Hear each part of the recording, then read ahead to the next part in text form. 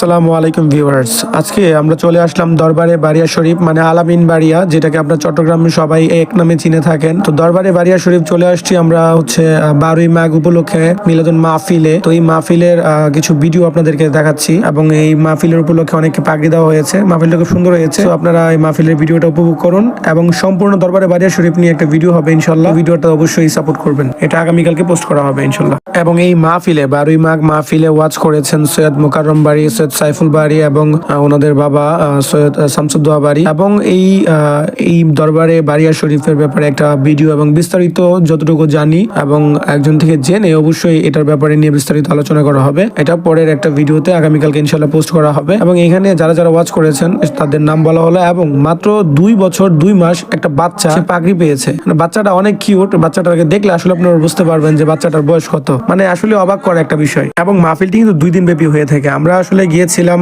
প্রথম দিন 25 তারিখ গিয়েছিলাম এবং 25 এবং 26 কিন্তু 2 দিনই মাহফিলটা হয়ে থাকে। তো আসলে মাহফিলে দেখেন অনেক মানুষ অনেক দূর দূরান্ত থেকে গিয়েছে, তো আমরাও কিন্তু অনেক দূর থেকে গিয়েছি। তো আসলে ছোট ভিডিও করলাম তো আপনাদেরকে দেখানোর জন্য, দেখেন আপনারা। এবং ওয়াজের ভিডিও আসলে তেমন একটা করতে পারিনি, কারণ 2 দিন অগুমা করে গিয়ে আসলে ওয়াজের ভিডিওটা করা হয়নি। এখন ওয়াজ করবে সৈয়দ মুকাররম বাড়ি।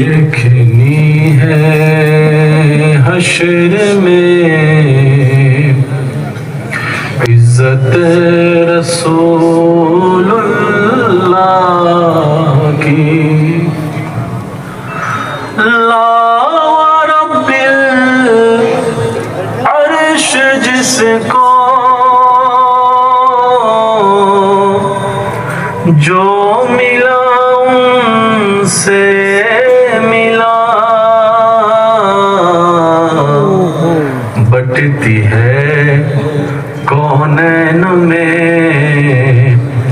नेमत रसूलुल्लाह की।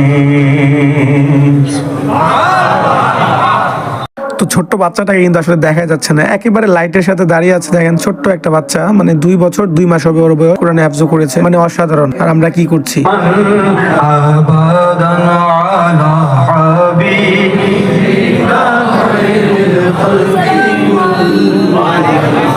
সকালে বলি মারহাবা। মৌলানা শহীদুল ইসলাম মনির সাহেবের সন্তান মোহাম্মদ শাহাদত হোসেন, আজকে থেকে তিনি হাফেজ মোহাম্মদ শাহাদত হোসেন হুজুরের দস্তার থেকে পাগড়ি দিয়ে ধন্য হচ্ছে। সকলে বলি মারহাবা।